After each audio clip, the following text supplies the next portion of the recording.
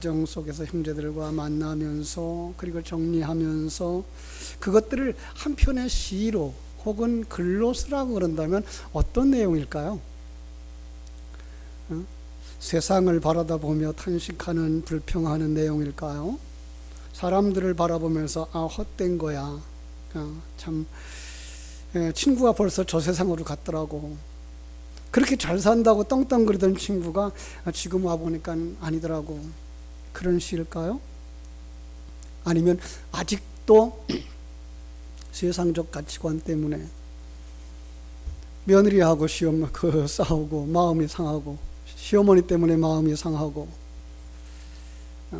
참 동서지간에 마음이 상하는 이런 상처뿐인, 그래서 오늘은 주님 앞에 나와서 좀 위로를 받기를 원한다고 하는 그런 시일까요?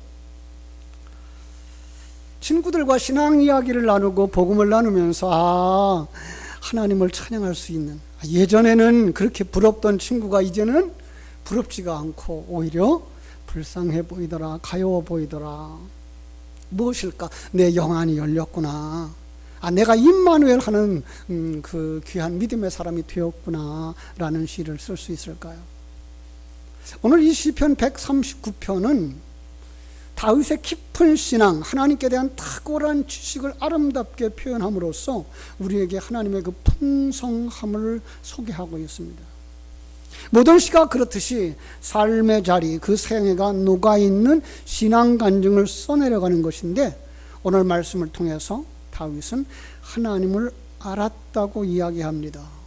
우리가 잘 아는 시편 23편에 말하는 것처럼 여호와는 나의 목자시니 내게 부족함이 없으리로다 라고 했던 것처럼 더 구체적인 그 하나님에 대하여 우리에게 이야기해 주고 있습니다. 여러분, 신앙이라는 게 과연 무엇일까요? 하나님이 우리와 함께하고 계시다는 사실을 의식하는 것 아닐까요? 그러므로 신앙이 성숙해질수록 하나님의 임재를 더욱 생생하게 의식하게 됩니다. 신앙생활 초기에는 하나님을 잘 의식하지 못하죠. 예배할 때, 찬양할 때, 기도할 때 하나님의 임재를 느끼려 하지만 집으로 돌아가고 삶의 현장으로 돌아가서는 그렇지 못할 때가 있습니다. 어떤 때는 하나님 까맣게 잊어버리고 한 주간 뭐가 그렇게 바쁜지 바쁘게 살아갈 때도 있습니다. 아직 신앙이 미성숙해서 그렇습니다. 신앙이 성숙해지면 성숙해질수록 하나님께서 내 곁에 계시고 나를 지켜보고 계시다는 사실을 가지게 됩니다. 여러분의 신앙은 어떻습니까? 한번 진단해 봤으면 좋겠습니다. 한 주간의 삶 가운데서 특별히 오랜만에 사람들을 만나는 명절, 그죠? 추석을 지내면서 얼마나 생생하게 하나님의 임재를 의식하며 체험하며 누리셨는지요. 혹시라도 사람을 대접하는 것 때문에, 사람을 만나는 것 때문에 사람의 얼굴을 보다가 하나님을 까맣게 잊어버리고 있었다면, 그런 분이 계시다면 자신의 신앙을 다시 한번 정비할 필요가 있습니다. 아주 잊어버리진 않았지만 하나님의 임재가 그렇게 상동감 있게 느껴지지 못했다고 해도 자기 신앙을 체크해 볼 필요가 있습니다. 오늘 말씀의 주제가 바로 그겁니다. 아무쪼록 오늘 말씀을 살펴보면서 늘 임재하시는 하나님을 체험하는 신앙으로 성숙되어지기를 주님의 이름으로 축원합니다. 시편 139편은 다윗의 시로 알려져 있는데요, 많은 신학자들이 이구동성으로 다윗의 시편 가운데서도 가장 아름다운 시편 중에 왕관이라고 평가를 합니다. 왜 이렇게 아주 높은 평가를 했을까요? 그 시편을 통해서 하나님이 성경을 통하여 우리에게 계시하고자 했던 것들을 너무나도 적나라하게 잘 표현해 주셨기 때문에 그렇습니다. 그 아름다운 표현 가운데 첫째로 하나님이 다윗을 통해서 우리에게 가르쳐주는 이야기가 뭔가 하면, 다윗은 하나님을 알았다, 하나님을 믿었다. 어떤 하나님이라고요? 전능하신 하나님이다라는 거예요. 이것은 하나님을 체험한 사람들이 고백하는 하나님의 속성이죠. 여러분, 여러분들이 그동안 신앙생활 하면서 신학의 이야기를 들으면서 하나님의 속성 그러면 뭐가 생각납니까? 전능하신 하나님. 사도신경에서 우리가 고백한 것처럼, 그죠? 전능하사 천지를 만드신 하나님, 그죠? 여러분들도 그 사실을 믿는다고 고백했으니까 하나님의 그 전능하심을 믿는 여러분 되시는 줄로 믿습니다. 그런데 이 139편에 보면은요, 1절, 2절, 3절에서 그 하나님은 우리 인생에 대하여서 온전히 아신다라고 말씀하고 있어요. 1절에 볼까요? 여호와여 주께서 나를 감찰하시고 아시나이다. 나를 살펴보셨으므로 나를 아시나이다. 2절에서도 내가 앉고 일어섬을 아시고 멀리서도 나의 생각을 밝히 아시고, 3절에서도 나의 모든 길과 내가 눕는 것을 살펴보셨으므로 나의 모든 행위를 익히 아시오니. 이게 안다는 말, 히브리어로 야다라고 말하거든요. 이론적인 지식이 아니라, 이론적으로 아는 것이 아니라 체험적인 지식, 체험적으로 알았다는 거예요. 속속들이 안다는 거죠. 우리도 그렇죠. 어떤 사람을 처음 만났으면 그 사람의 이름을 나누게 되고 이름을 알게 되어지고 그 사람의 인상적인 차기를 알게 되는 겁니다. 그것도 아는 거죠. 그러나 속속들이 아는 것은 아니죠. 2번 만나고 3번 만나고, 그죠? 1년쯤 만나고, 아니요, 그냥 마침내 결혼을 해서 함께 살면 어떻게 돼요? 그 사람을 속속들이 알게 됩니다. 그 속속들이 알게 된 그걸 갖다 뭐예요? 야다라고 말하는 것이죠. 우리의 일거수일투족을, 언행심사를 다 알고 있다는 거예요. 성경은 그 얘기를 어떻게 말하는 거야? 나보다 나를 더 잘 아시는 하나님, 이렇게 말하죠. 신약 성경에 보면 그분은 우리의 머리털 숫자까지도 세고 계신다라고 표현하고 있어요. 오늘 본문 6절에서도 그렇게 말합니다. 이 지식이 내게 너무 기한이 높아서 내가 능히 미치지 못하나이다. 하나님이 너무나 놀랍다는 거예요. 나를 너무나도 잘 안다는 거예요. 어느 만큼 잘 알아요? 13절 14절 본문을 넘어갑니다만은 한번 넘어가 보면 뭐라 그래요? 주께서 내 내장을 지으시며 나의 모태에서 나를 만드셨나이다. 내가 주께 감사함은 나를 지으심이 심히 기하심이라. 주께서 하시는 일이 기비함을 내 영혼이 잘 아시나이다. 하나님이 나의 오장육부를 창조하셨다는 거예요. 그 신보로 나오면 얼마나 놀라우고 신묘막측이라는 말을 쓰는 거예요. 정말 우리가 인체를 가만히 들여다보면은, 야, 어떻게 하나님이 이렇게 만드셨을까?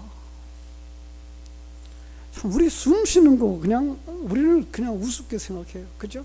태어나는 그 순간부터 이 세상을 떠나는 그 순간까지 우리의 숨은 멈추지를 않고 숨을 쉬죠. 보이지는 않지만 우리 속에 우리 혈관이 돌아가고 있어요. 혈관에 피가 돌아가고 있어요. 그죠? 여러분, 혈관의 길이가 얼마나 된다 그래요? 12만 킬로미터래요. 여러분, 12만 킬로가 어느 정도 되는지 아시나요? 너무나 막 커서 너무 길어서 표현이 안 되는데, 서울에서 부산까지가 왕복이 한 900km 된대요. 거기를 한 줄로 쭉 늘어놔도 몇 번 놔라? 133번. 아, 이게 말이 돼요? 여러분과 내 속에는 핏줄이, 심장은 그 속에 피를 보내는데 1분에 약 4리터에서 6리터의 피를 보낸대요. 하루 종일 피를 보내는 양이 한 5톤 정도가 된다네요. 얼마나 놀라워요. 그죠? 그런가 하면 피곤하면 뭐예요? 눈꺼풀이 내려오고, 졸리면 어떻게 해요? 하품 나고, 힘들고 더우면 땀이 나고, 이 모든 것들 하나님 하나가 정말로 신비한데 이걸 하나님이 아신다는 거예요. 그죠? 정말로 그 하나님의 아심, 그러니까 내가 어디에 있든지 어떤 순간에 있든지 하나님은 나를 다 아시고 지켜 보호하여 주신다는 거예요. 그래서 오늘 말씀의 제목을 뭐라 그랬어요? 피할 수 없는 하나님의 시선. 그죠? 여러분, 하나님이 전지전능하신 분일 뿐만 아니라 하나님은 안 계신 곳이 없는 분. 그걸 신학적으로 뭐라 그래요? 하나님의 편재, 무소부재 이렇게 말하죠. 그죠? 전지전능하신 하나님이라고 할지라도 저 동네에만 계시고 이 동네에 안 계시면 무슨 소용이 있겠어요? 그죠? 전능하신 하나님, 모든 것을 능하신 하나님, 전쟁에 승리하시는 하나님, 2000년 전에 계시고 지금 안 계시면 무슨 소용이 있겠어요? 근데 성경은 뭐라 그래요? 아니 계신 곳이 없는, 시간과 공간 어느 곳에도 안 계신 곳이 없는. 8절에 보면은 내가 하늘에 올라갈지라도 거기 계시며 음부에 내 자리를 펼지라도 거기 계시나이다. 하늘 꼭대기에 올라가도 하나님은 거기 계시고 땅속 깊이 내려가도 하나님 거기 계신 거야.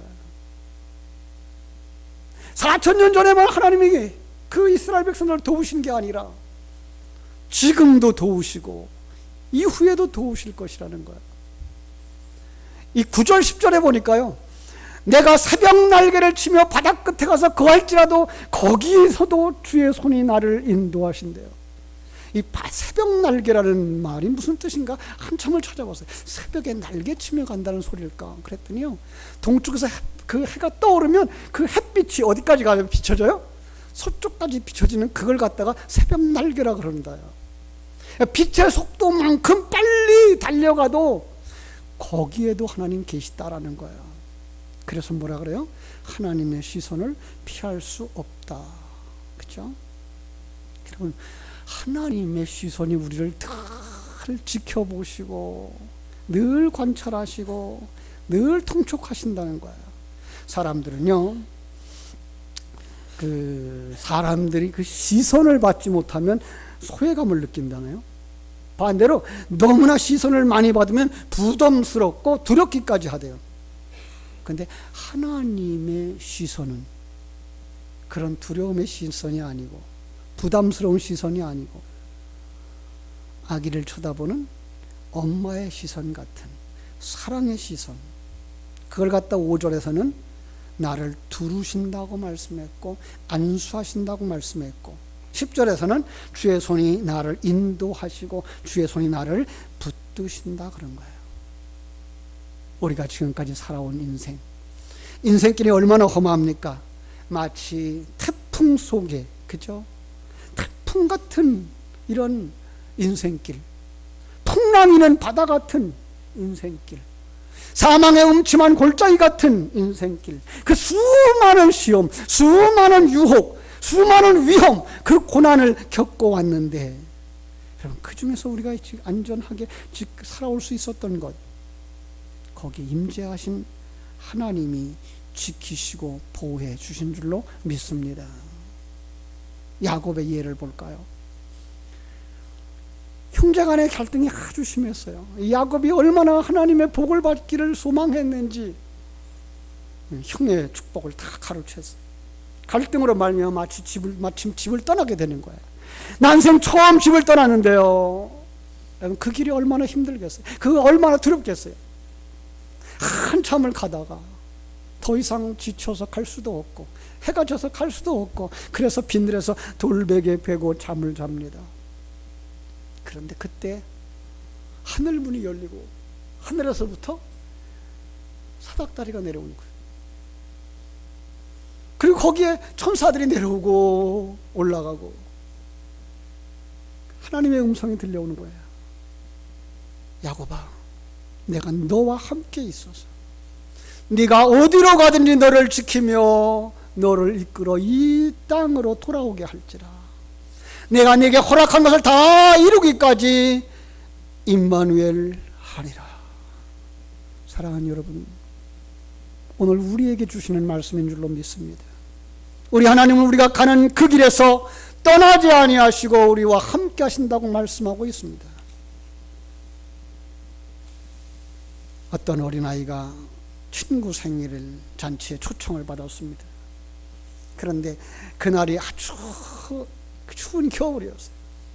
눈이 얼마나 많이 왔는지, 요즘은 뭐 그렇게 눈 오는 걸 볼지 못합니다만은 발목을 채우는 게 아니라 무릎까지 빠지는 눈, 그런데 그날따라 눈보라가 얼마나 심하게 몰아치는지 아버지가 위험할 것 같아서 가지 말라고 말립니다.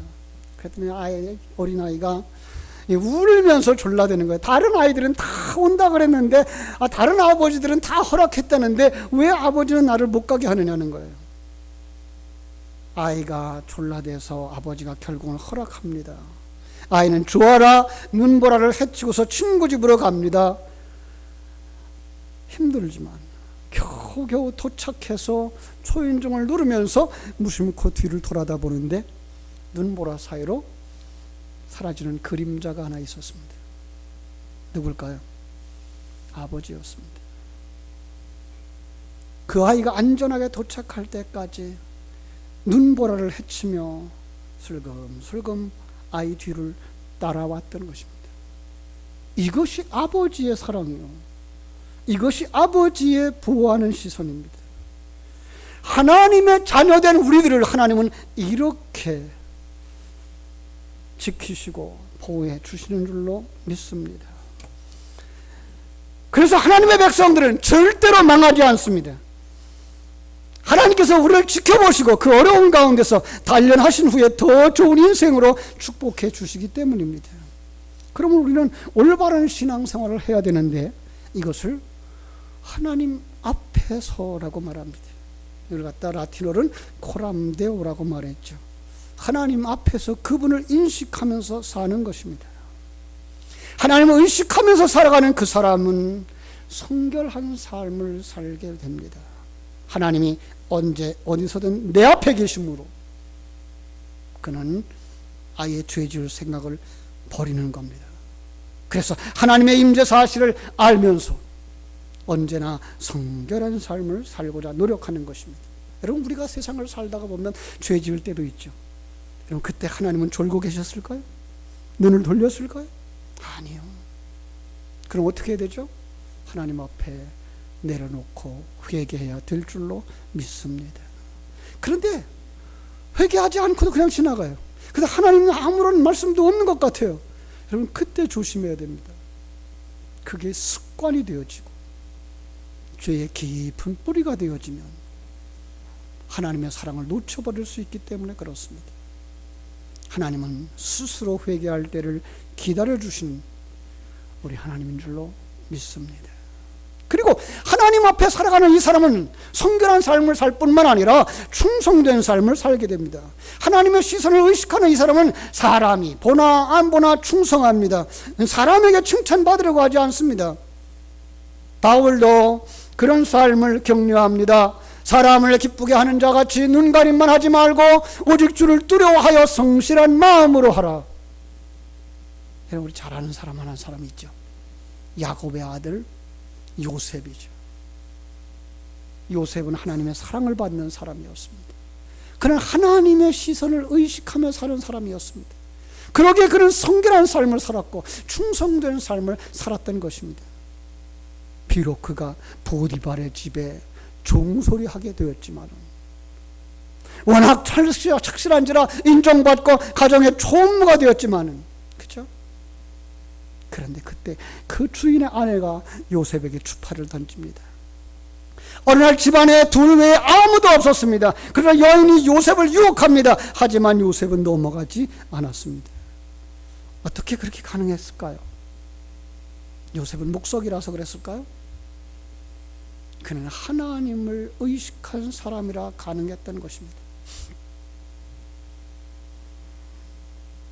이 요셉이 그 여인에게 한 말을 들어보십시오. 창세기 39장에 가면 이렇게 말합니다. 이 집에서 나보다 큰 이가 없으며 주인이 아무것도 내게 금하지 아니하였나이다. 그러나 금한 것이 있으니 그것은 바로 당신입니다. 당신은 자기의 아내이기 때문에. 그런즉 내가 어찌하여 이 큰 악을 행하며 하나님 앞에 득죄하겠습니까? 그는 주인에게 죄를 짓는 것을 하나님 앞에 죄를 짓는다고 생각을 했습니다. 그는 성결한 삶을 살았고 그는 충성스러운 삶을 살았고 그는 믿음의 삶을 살았습니다. 그것이 바로 하나님 앞에서 살아가는 삶의 아름다운 모범인 줄로 믿습니다. 조금 더 넘어서면 다윗은 하나님 편에 서 있었다라는 것을 우리에게 가르쳐 줍니다. 19절로 24절에 보면 그는 놀라운 하나님을 노래하다가 갑자기 악인에 대해서 하나님의 공의의 심판이 임하기를 구합니다.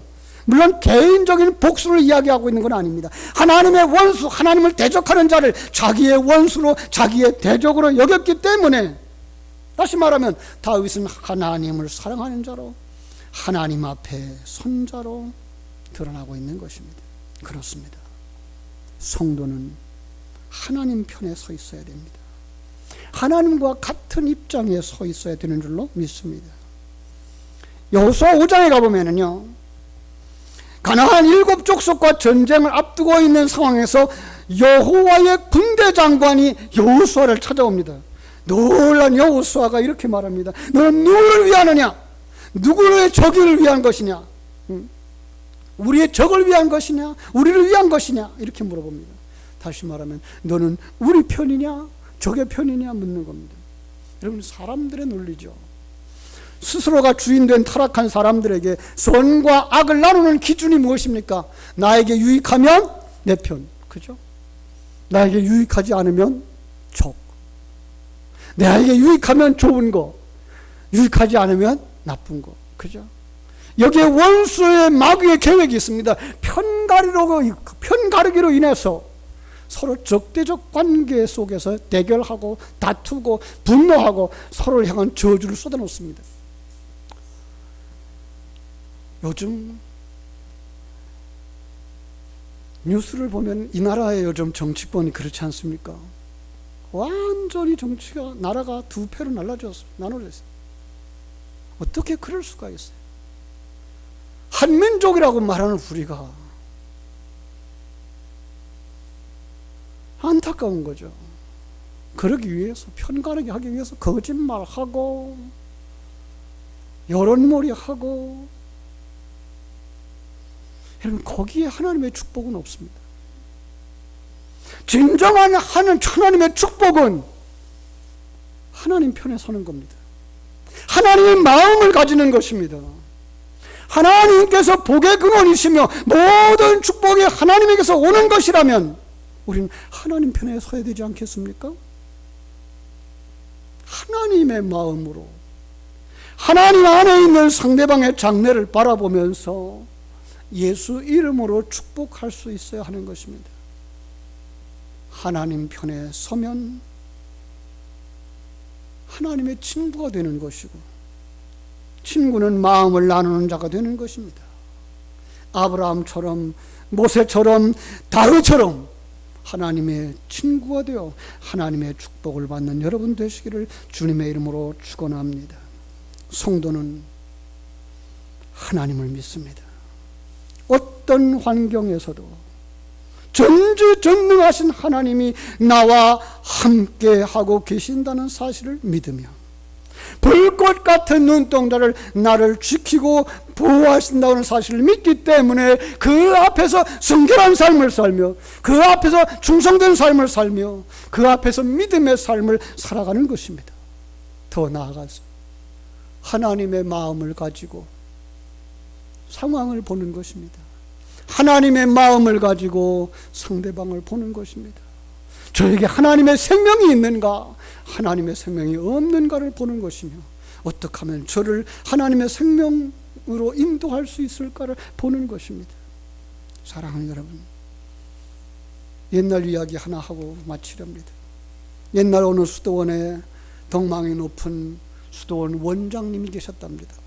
그에게 많은 제자들이 있었는데, 이 원장님은 그 중에서도 특별히 한 아이를 아주 이뻐했대요. 왜 그랬을까요? 그 아이는 나이가 많은 것도 아닙니다. 그 아이는 얼굴이 잘생긴 것도 아니었습니다. 그렇다고 지력이 뛰어난 아이도 아니었습니다. 사정이 이렇다 보니까 다른 제자들이 불만이 쌓여갑니다.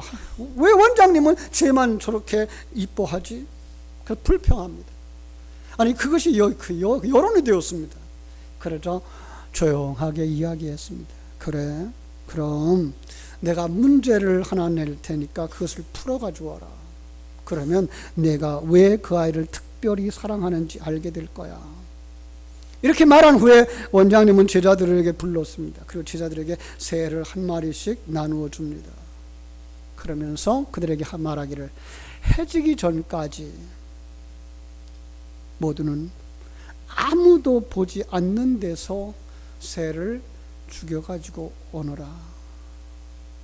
절대로 아무도 보지 않는 데서 죽여야 된다 당부를 했습니다. 그리고 흩어졌습니다. 해질녘까지 제자들이 아무도 오지 않더니 해질녘이 다 되어서야 한 사람 한 사람 옵니다. 수도원 마당에는 죽은 새들이 한 마리 두 마리 쌓여갑니다. 그런데 문제의 그 아이가 돌아오질 않습니다. 해가 정말로 해가 지기 바로 전에 한참 후에 그 아이가 기운이 없이 축 처져서 돌아오는데 그 손에 새는 아직도 산 채로 있었습니다. 이 모습을 본 제자들이 그러면 그렇지 라고 생각을 했습니다. 원장님이 그 아이에게 물어봅니다. 야, 왜 새를 그냥 가지고 왔니? 그 아이가 이렇게 대답합니다. 원장님, 아무도 보지 않는 데서 새를 죽여오라고 하셨잖아요. 그런데 아무리 장소를 찾아봐도, 아무리 으슥한 곳을 찾아봐도 하나님은 보고 계셔요. 그래서 새를 죽일 수가 없었어요. 그때 원장님이 미소를 지으며 제자들에게 말했습니다. 내가 이 아이를 사랑하는 이유를 알겠느냐? 사랑하는 여러분, 우리의 마음은 어디에 있습니까? 우리의 믿음은 어디에 있습니까? 우리의 믿음 가운데에 그 전능하신 하나님은 어디 계시며 불꽃 같은 눈동자를 우리를 지키시고 보호하시고 우리의 생각과 우리의 말과 우리의 행동을 보고 계신 그 하나님 앞에 살아가는 믿음이 우리에게 있습니까? 그 하나님의 마음에 맞는 삶을 살고자, 헌신된 삶을 살고자, 성결한 삶을 살고 충성된 삶을 살고 믿음을 살고자 하는 그 믿음이 우리에게 있습니까? 우리의 삶 속에서 입술로만 나는 전능하신 하나님을 믿습니다라고 말하지 말고 불꽃 같은 눈동자로 나를 지키시고 보호하시고 나를 아시는 하나님을 내가 믿습니다라고 말하지 말고 그 아는 믿음, 그 아는 지식 가지고 그 하나님 앞에서 하나님 편에 서서 하나님을 기쁘시게 하는 복된 성도들 다 되시기를 주님의 이름으로 축원합니다. 기도하겠습니다. 하나님 우리 아버지,